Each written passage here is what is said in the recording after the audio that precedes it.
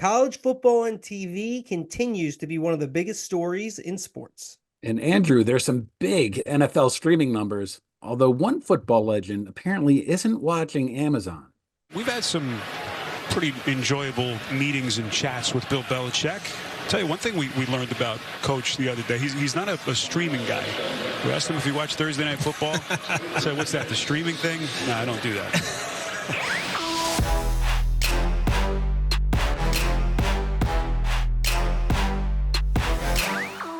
And we're back, the Marchand and Ourand Sports Media Podcast. I'm Andrew Marchand, sports media columnist for the New York Post.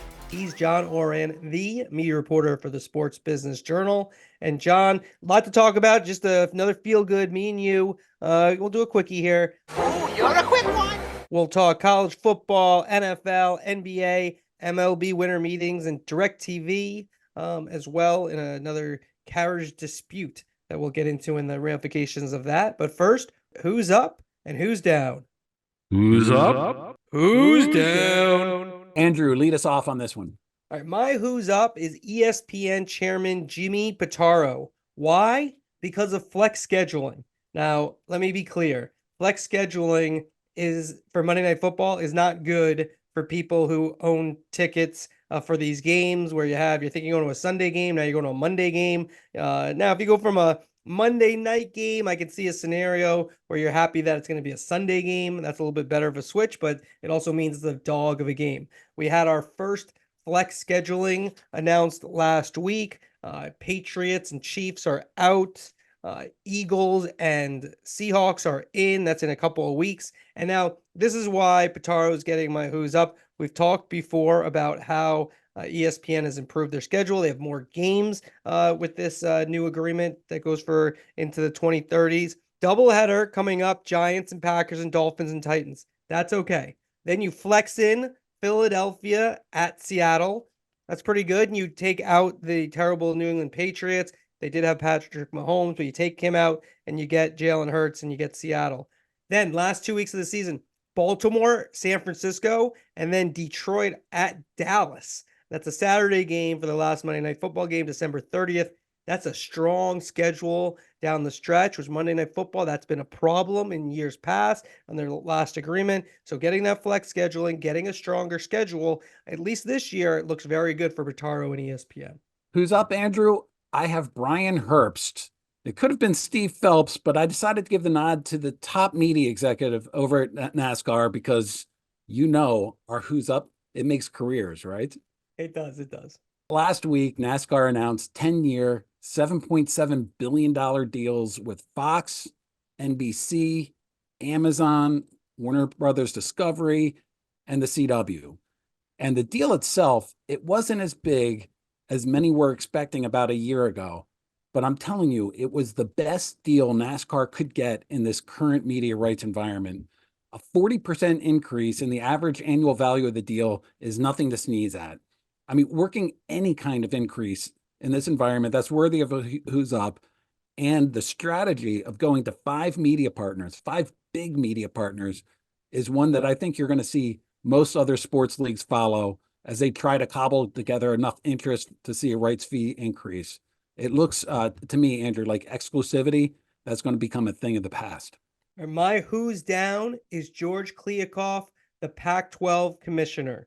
Now, we've talked about this a lot on the pod and what happened with the Pac-12 and television, and Kliavkoff has been in the middle of it. Some of the decisions that were made before he got there, kind of started that slippery slope, but Kliavkoff did not do a good job, and I think he makes millions as the Pac-12 commissioner. But adding to that this week, Washington and Oregon in the championship game for the Pac-12, 9.2 million viewers for ESPN last Friday.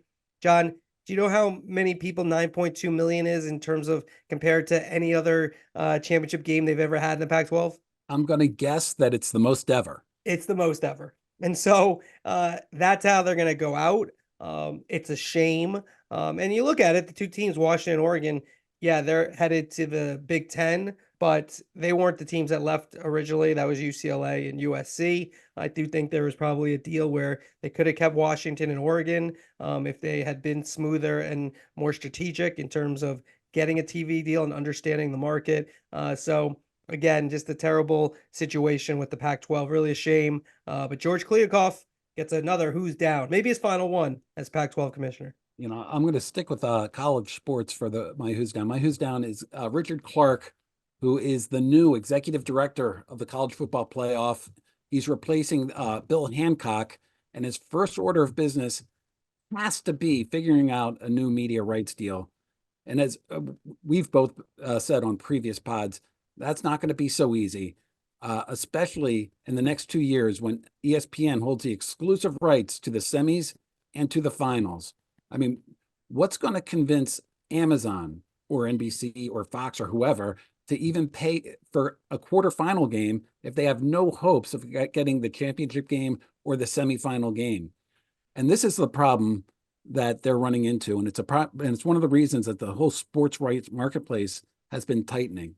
Networks are making their decisions now based really solely on leverage with cable and satellite operators. So let's take Fox. Fox already has deals with the Big Ten, the Big 12. Adding a couple more CFP quarterfinal games, that's going to do nothing to increase their standing with distributors. Digital players like Amazon, they've shown that they have really no interest in these one-off events. It has to be sort of a longer term, like the Thursday Night Football. Early reports, as we've said, showed a lot of tepid interest. I don't know what they have to do in order to drum up more interest. It might be as simple as doing a sweetheart deal with ESPN for the next 2 years and just kind of looking for 2 years down the line. But it's item number one, and he's coming in at the tightest the sports marketplace has been since I've been covering this. John, that brings us into the topics. College football, number one, playoffs. You just talked about the playoffs, but it would be nice if we had the playoffs. Playoffs?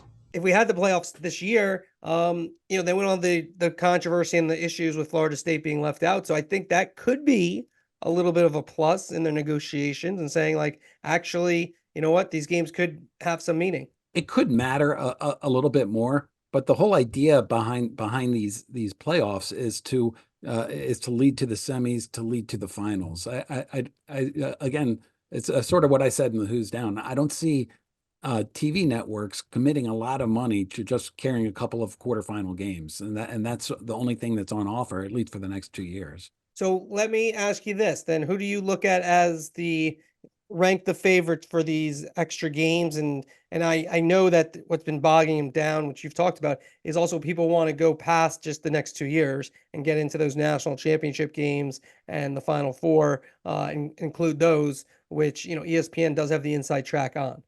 Well, right now, I think, so it is, we're talking about two different deals here, I think, right? We have whatever for the next 2 years, a deal for the next 2 years, and then a deal for 2 years. So let me just explain to people who might not know, is the next year, the playoffs will be part of the package. They're going to expand the field, and there'll be 12 teams that qualify for the postseason. And so for the next 2 years, I could conceive of an environment where Fox decides, Fox and ESPN are the two big broadcasters when it comes to college football.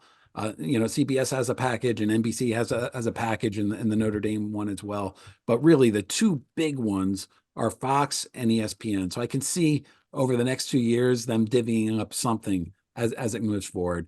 2 years down the line, this is so funny because our whole pod is based on predicting, but who knows what the market's going to look like 2 years down the line? How many subscribers will ESPN have 2 years down the line? How many viewers is Amazon going to be able to bring in? How is all of this going to be changing? It's really impossible to make a prediction 2 years from now, which is totally unique, because for the past 2 decades we could have easily done that. Okay, so besides ESPN and Fox, you think Amazon's involved? Warner Brothers Discovery, you think they're involved? Like, who else is involved? Warner Brothers Discovery certainly has an interest in getting it. They have the NCAA tournament, and they think it would be a good adjunct to that. NBC wants to get more involved with college football. It has the Notre Dame deal. It has the Big Ten deal, and it's trying to build up its Peacock streaming service as well. What does Google think about having Sunday Ticket? What does Apple think about its MLS deal? I mean, so there are enough players You out named there. every player in the world. I know there are enough players out there that would have you didn't mention interest, Quibi. That but was the only one you didn't mention. Tubi, I Oh, don't think it's going Tubi, but to wasn't make a Quibi bid. another one that went out of business real quick? Well, the You mentioned problem everybody. So can you give me, like, the people want the knowledge?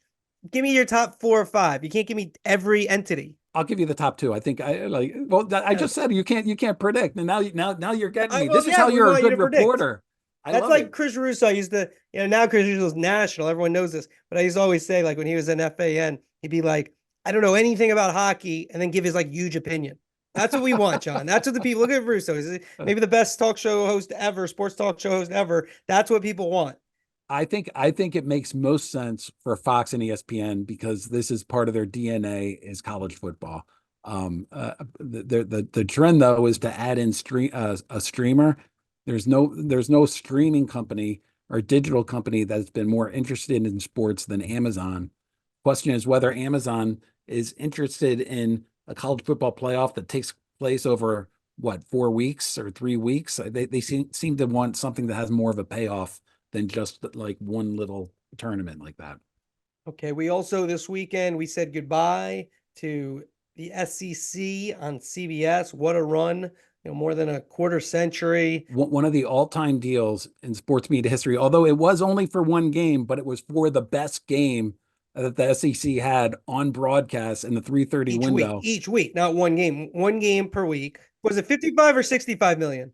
Oh God, I should know this off the top of my head. I think it's 65 million. Well, let's Google it. Hang on, we're doing a quick Google here. I think 55 actually. Google says it's 55, Andrew. 55. $55 million a year. That's a pretty good deal. That's not a bad deal. I will say, in CBS's defense, and the way that their executives would say, they gave the SEC, this regional conference in Southeast United States, a national window on a Saturday afternoon. And of course that built up until Fox did their big noon window. Mhm. That was always the most viewed window. And CBS did a lot. They treated it with great care. They put their best people on it in the booth. They sent down their the top production people, and they didn't pay as much as SEC thought they should pay, but they treated it like it was the royal jewels pretty much. Yeah, next year, then ESPN, ABC, they have everything. They already had a lot of SEC games, and now they'll have the best game each week as well. Be interesting to see if they keep that 30-30 slot as like the marquee, or if they move more games into prime time because they have the flexibility to do that. Yeah, so it'll be interesting to see what they do with the scheduling with the SEC. Does the best game of the week still go in that 3:30 slot, or sometimes it was prime time with CBS, but will it be more in the prime time window with ABC and ESPN having everything? Andrew, let's go to topic 2. Your who's up was Jimmy Pitaro for the flex scheduling, but I have a question for you. If you're Jimmy Pitaro, and you did a good job of describing how good his schedule is going into the end, which is the best that Monday Night Football has seen in decades, frankly. But on a one-off for that one flex schedule, would you rather have Patrick Mahomes going against the Patriots? Aren't very good, but they have a national following of fans, or would you rather have Seattle and Philly? I'm suggesting that you want a star. You want Patrick Mahomes. I would guess that ESPN doesn't love that switch. I think they like the switch. I think they wanted the switch. So, I mean, I don't, so to say that they don't like it would be, I think, wrong. I don't think they like giving up Patrick Mahomes. I think the issue though is the Patriots are just abysmal. And so you're going to, and you figure now the Patriots defense isn't that bad, but they can't score a point. I think it's more important to them, and they might not get it, but a compelling game that you bring in that West Coast audience, possibly with Seattle.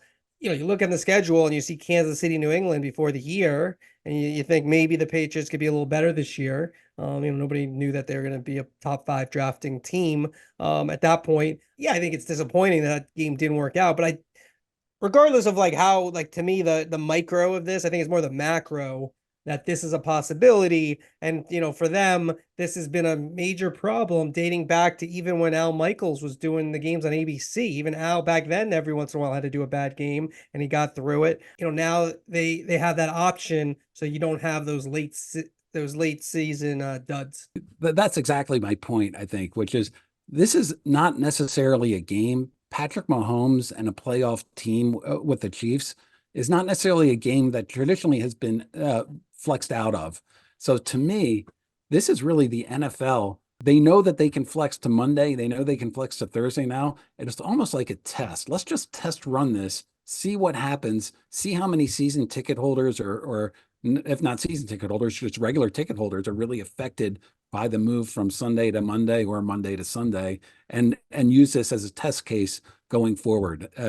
That's sort of how I viewed it as well. Yeah, I think they also want to get this flex in so that it makes it a little bit easier next time, because obviously the Thursday and the Monday flexes are not ideal for fans. There will be a lot of complaints. You look at this one, we don't really know definitively, but you think about Philadelphia at Seattle. You would think maybe there's less people traveling to that game. That's a haul. There's Eagle fans all over the place. I'm sure there are some people moving them around to get to that game. But they get it. They put this on the board, and then next time it's like, oh, we already did it, and so it makes it a little bit easier. And then their argument would be it's better for the millions of people watching, and you're only really impacting thousands who are traveling to the game. It still really stinks for those people. And there are probably people traveling for Monday Night Football to see Mahomes at New England, was something you might have scheduled months and months ago. And now you maybe have your flight out Monday. Now the game's on Sunday.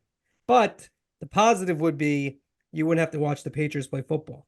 You can tell I'm like a Steeler fan for a long time who has a lot of pent up energy against the Patriots for stealing signs. I mean, against the Patriots. Are we going to review Deflategate again now or something? Come on, It was Andrew. really more the filming of the practices. I mean, I get the Deflategate thing probably was overrated, but the filming of the practices, maybe other teams do that. That seems a little. There were times where it felt like Pats had the plays. So if you're filming the practices, it makes it easier. All right, let's move on. Enough football talk. Amazon, 15.26 million watched last Thursday, according to Nielsen. Cowboys Seahawks, most watched Amazon Prime Video game. Huge numbers. Dallas sells, close game. Your take? Are you ready for my anti-Amazon hat to come out? Yeah, go for it. Go for it. I mean, they just set a record, an all-time high for an NFL game on Amazon. And look, there is a trend towards streaming that's unmistakable. I talked to Bill Koenig, the NBA's top media executive, and he talks about like the definition of reach being different, and Amazon being able to have as much reach as a broadcast channel. Andrew, this game to me proves that it may come true next year. May come true in 2 years. It's not true right now. Think about this. Dallas, the Cowboys, the highest rated team in the NFL, they're in a high scoring, close game, and it only did 15 million viewers. I mean, that would make Fox executives literally throw up if that happened. So it's great for Amazon. You see where this is going. There's certainly a trend line going there that you have to take a look at. And from what I could tell, people were able to watch the stream with that many people, and it wasn't lagging and it wasn't buffering, and it was still a high quality stream. 15 million viewers for a very close Cowboys game in prime time is nothing that any of the TV networks would have been happy with. You must be tough. Like your wife, like you want everything like now. Like nothing can like progress. I win every argument with my wife, every single one. But these things take time, do they not? Like Amazon, this is their second year, and you think they should be getting the same numbers as Fox and CBS do in the 425 window, which is the highest window of the week each week? I don't really see how your point there. I think it's trending that way, but as we're talking about the difference in reach, like Amazon's not there yet. It's going that route. Amazon looks at it, and if you study Amazon's thrilled with this number. They look at it long term. It's a long term deal, and so where are they going to be in 6 years, 7 years, 8 years? And they're not as concerned. But when you're seeing the trend that you're seeing, it's a positive one. But for you, John, you want 30 million. You want them to get 30 million people a week, and have the Super Bowl. I mean, you know what? And they are known for delivering, so they're known that's their I'll thing. tell you what, Amazon, their ratings have been up double digits every single week. There was a thought here of like, wow, they're really like, if ESPN didn't include ABC in its simulcast this year, there was a belief that perhaps they could even bring in more viewers than ESPN. They've been going that route. This number to me, the all-time high for Amazon and a good number for Amazon, it just shows that they're not quite there yet. They're still like, how many years away? 2 years away, 3 years away from doing that broadcast number. And to me, it also suggests, like, if you're the NBA, like, are you viewing that as a number? Like, okay, they are there, they're close to being there, or is it like for this next round of media rights, they're not quite there yet. So let's take a little while and do that on the next round of media rights instead of this one. I mean, Tim Buckman, who's Amazon's Thursday Night Football media relations person, he may write the best releases in the business. All right, there's some others out there, but he may write the best. So, but when you say all-time high, they've only had what? They've had 25 games. So, I mean, that's still good. You still want to say all-time high. It's a good number for Amazon, no doubt. It's a good number for Amazon. They're not quite at where broadcast levels are yet. I don't know if you were expecting them to be or not, but that's and nobody did. Only you demand that. You're the only person who demands that it be that high right away. We have top league executives saying we need to take another look at the definition of reach. No, broadcast is still the biggest reach. That's still the biggest reach out there. You missed the clause there. We have top media executives trying to spin you about what is the definition of reach. So then, like, when they make these deals and then you get it out there, it gives them leverage. Every reporter I know, they believe the last person they talk to, pretty much. So yeah, that's me. That's me. All right, fair enough. All right, and well, we are talking about the NBA, Andrew. So let's talk about the NBA deal and who is going to be lined up to get the NBA rights. We know that Turner, Warner Brothers Discovery, ESPN, Amazon are three that are certainly there.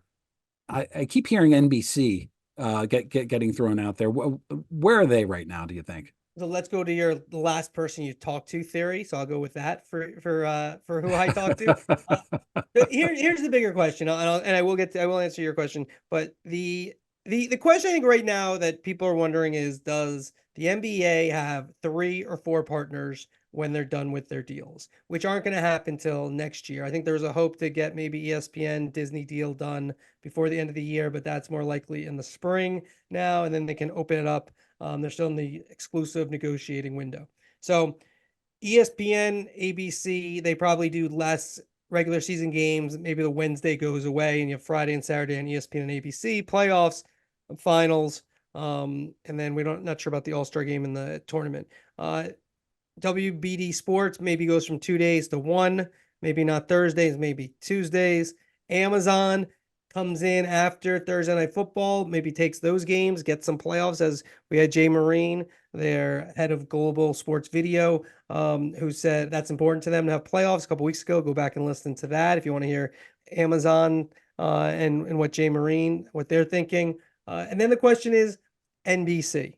You have at NBC Universal sitting there at the top is Mark Lazarus, who was at Turner Sports when they got the NBA. Very good relationship with Adam Silver. I think Silver, like a lot of people who have been with the NBA or watched the NBA for a long time, still have NBC in their soul. Costas on the pregame, Marv doing the games, and the jingle. I could see NBC getting in there, but are there enough good games to go around? You mentioned earlier Peacock is very important to them. Can they do something with Peacock as well and reach? NBC's in there. I think those are the 4, and then their wild card, as always, is Apple. And what are they thinking? What are they doing? I don't know. I don't know if they know what they're going to do, let alone if we should know what they're going to do. All right, Andrew, with regards to Apple, remember, like, international is included in all this. I can see Apple doing some sort of MLS type deal where they buy international rights to like a Friday night of NBA games, and do something along those lines. That appears to be what Apple's strategy is with MLS. I can see them trying to carve out something with the NBA along those lines. Yeah, I mean, I've heard that reach is being redefined, so that would make sense. Reach for the sky. All All right, let's these move on. streamers, they're as good as broadcast networks, It's apparently. the same thing. You know what's not redefined? Who writes the biggest check? And I think that's what will win today. Okay, that's my prediction. To that point, every time I talk about relationships, people I get on this pod, and relationships do matter in the sports business and in Actually the do media matter. business. They do matter, but every time I hear from like a couple of people being like, "Yeah, I have the best relationship because I write the biggest check." That is true. Well, the crazy thing was when John Skipper was running ESPN, somehow they were giving billions of dollars for Monday Night Football to the NFL, and they still had a terrible relationship, which was always like maddening to think about. Like, you're giving them billions of dollars and you don't have a good relationship, which seems almost impossible, but apparently was the case. All right, let's move on to topic 4, MLB Winter Meetings. Andrew, what are you hearing? Well, I used to be down there for these, Nashville, very nice site, big site. So when you're at the winter meetings, one of the things that reporters look at is like, a smaller site is better, and because you're trying to find agents, you're trying to find GMs now. So a lot of people are waiting. You're waiting around, seeing if you see somebody. Like, you're waiting there with, like, first off, yeah, Scott Boras, some of these other agents, the executives. But like some of these agents, I mean, I guess some people you needed, like, you don't know what they look like. And I don't know, it seems sort of pointless because you're just like 50 other people are there with, like, and there's nothing, they don't say anything. So, but there are the insiders like Joel Sherman and John Heyman and Passan and Ken Rosenthal, of course, and others as well, who are really good at it, right? So they're kind of, in terms of that, like, you can compete on other things in terms of like breaking those stories. Those guys were usually the best at that stuff. The overall point, though, these winter meetings, I mean, this has really moved to an MLB Network show, though. It used to be ESPN was down there, Carl Ravitch and company, Baseball Tonight, huge presence. They're not even there now. They added Adam Ottavino, setup man. They're having Phil Murphy, is hosting a show at midnight from Bristol. And they've Doug Glanville and Tim Kirchton also on that show. So that's at midnight from Bristol. Buster Only's not even live in Nashville. He's going to be doing his pod, not even there. They have Pass in there, Jesse Rogers, Alden Gonzalez. Those three were scheduled to be there. The bigger point is that we talk about ESPN, we've mentioned that in 2 years they could maybe opt out. I will say that, like, they're not really all in on Ohtani sweepstakes. This is like one of the bigger stories in baseball, maybe, probably free agent history. And yeah, they'll have it on there, but we know this, right? On TV, it's NFL, NBA, college football, predominantly. That's what they talk about. And even these winter meetings, which I understand, they also are a little bit out of date. Like, there was a time before cell phones and before a lot of things where the winter meetings is like where all the deals happen, because that's where GMs were in front of each other. Now everyone has their cell phones, and yeah, it sort of is like a point of the off season where you're like, at least as a writer, like, can we get these deals done? But it doesn't necessarily happen that way. So the overall point, though, is this has really become an MLB Network event, though, which is kind of, to me, like their premier event of the whole year. They have the draft, but they really, this is where they really shine. Because if you're a baseball fan, I think that's the place you have to tune into. ESPN not being in on the Ohtani sweepstakes, which they're not, or really sort of any of the baseball hot stove.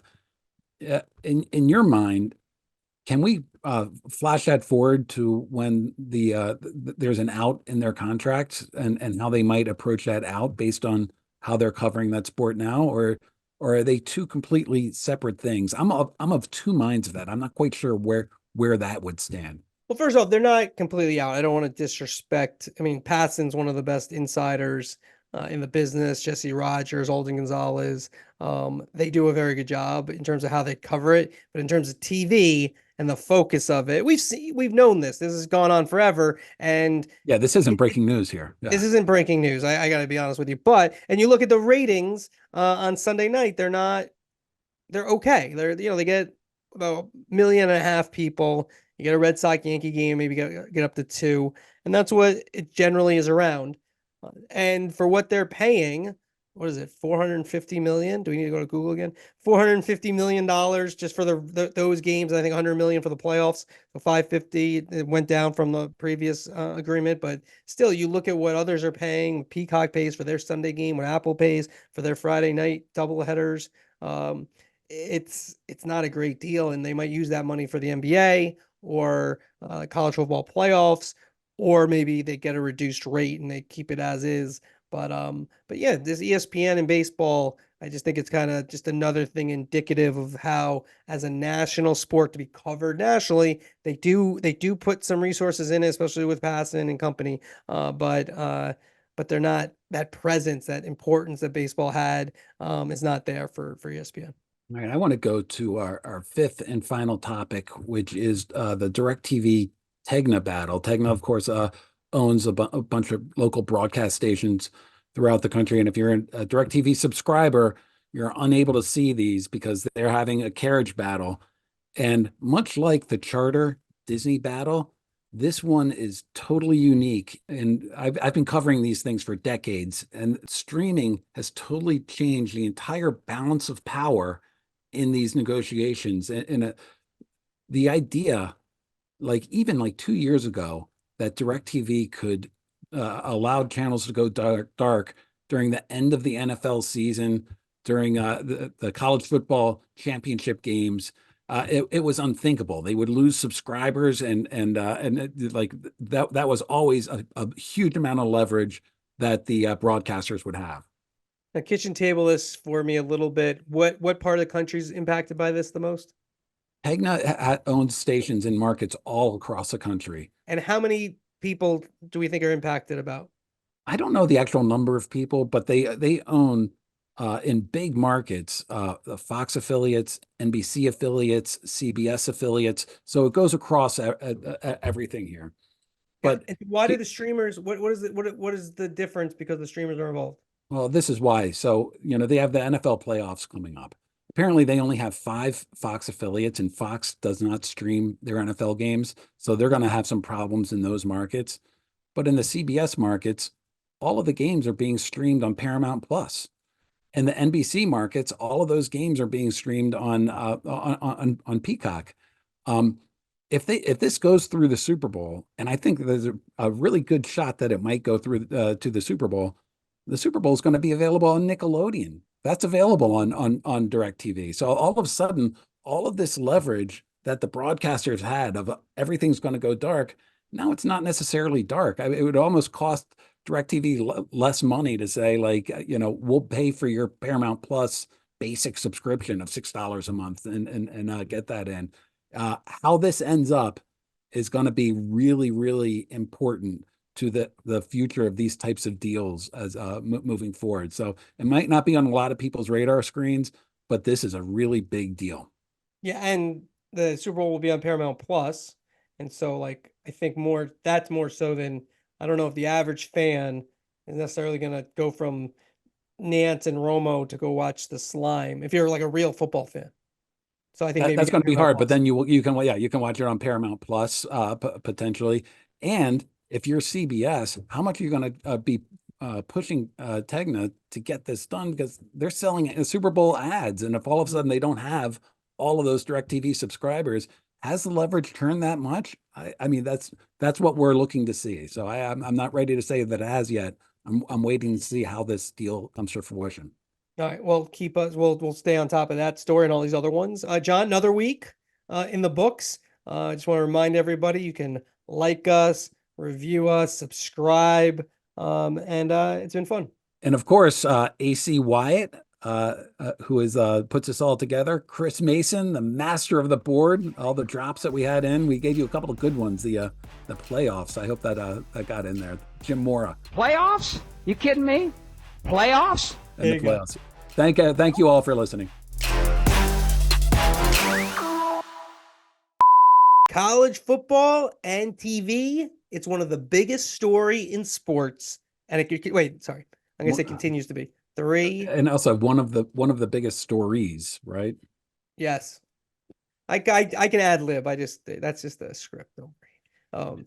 3 It says story. Okay. Chris, did you get that? Chris, all the parts in the podcast where John talks, just like edit those Yeah. out. Okay. You got it. Every time you say that, I try to be as silent as possible, Andrew.